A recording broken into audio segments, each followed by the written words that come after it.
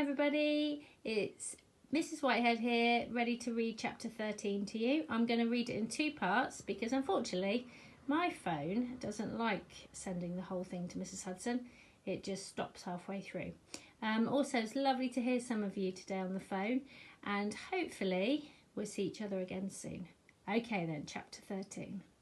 Jim didn't dare ask where he was going or whether he would be coming back, or if he could just run back to the cottage and say goodbye to Rosie. He was quite sure that Grandpa would tell her nothing. He imagined her hurrying out to him in the morning with a mug of tea and a chunk of her solid bread, trying the locked door, calling out to him. He imagined Shrimp swinging his bootlaces over his head, dancing in the streets without him, waiting. He hung back, wanting to dodge into the shadows and run off, but as if he could read his thoughts, grimy Nick swung out his arm and grabbed him by the collar. Jim hurried beside Nick, stealing quick glances up at him. Nick never returned his look, but stumped on, his boots sparking now and there where the cobbles were dry. He took him through the narrow, dark alleys that threaded backwards and forwards between wharfs.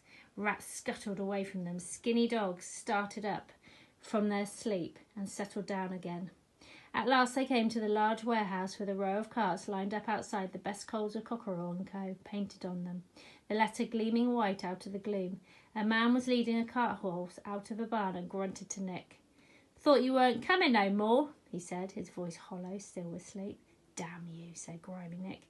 "You'd think the worst of the angel Gabriel, you would." He took Jim round to the front of the warehouse, where it overhung the river, and jumped onto the deck of the lighter that was moored there. It was a flat-nosed boat with about 80 foot long. Jim had seen plenty of them working their way backwards and forwards with the tide, loaded up with tons of cargo from the big ships. It had the name Lily painted on its side. It lay in the mud, deep in the stench of the raw sewage that piled against the banks at the low tide. "Get on," Nick growled, and Jim jumped onto the narrow boats, combing boats, that ran around the side of the boat and looked down into it. Covering one end were planks of wood used for the hatchboards, and across these was a long oar. Swinging from the oar was a lantern. Excuse me, slight technical hitch. Casting a dim light into the huge hold, which was piled high with coal, a large yellow-eyed dog rose on its haunches as soon as Jim jumped onto the hatch, squaring itself to a leap. A deep growl rumbled from it, and its teeth shone wet. Jim started back from it. Nick swung round, took him by the shoulders, and pushed his face down towards the dog. He could smell its sour breath. The dog flattened its ears back and whined. Nick let go of Jim.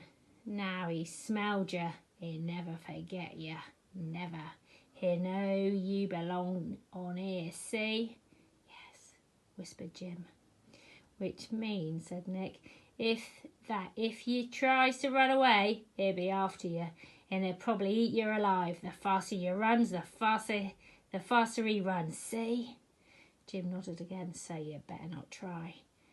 Just let him taste you to sharpen his smell." He pushed Jim's arm down towards the dog. "Bite!" The dog snapped his jaw so his teeth rested round Jim's wrists.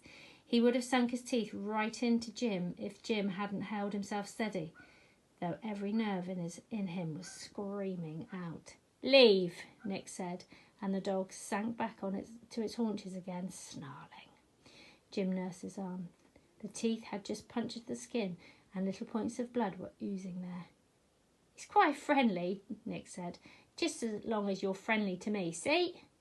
Jim nodded. He was too afraid to speak. Well, we'll just get along very well in that case," Nick said. He straightened himself up, took hold of his lantern and held it up, swinging it slowly from side to side. High up on the Cockerell's warehouse, a shutter opened and a white face peered out. "Don't tell me you're ready," the white face shouted. "If we don't get this load out, we'll have lost tomorrow's tide as well as today's." "I know that," Nick shouted back.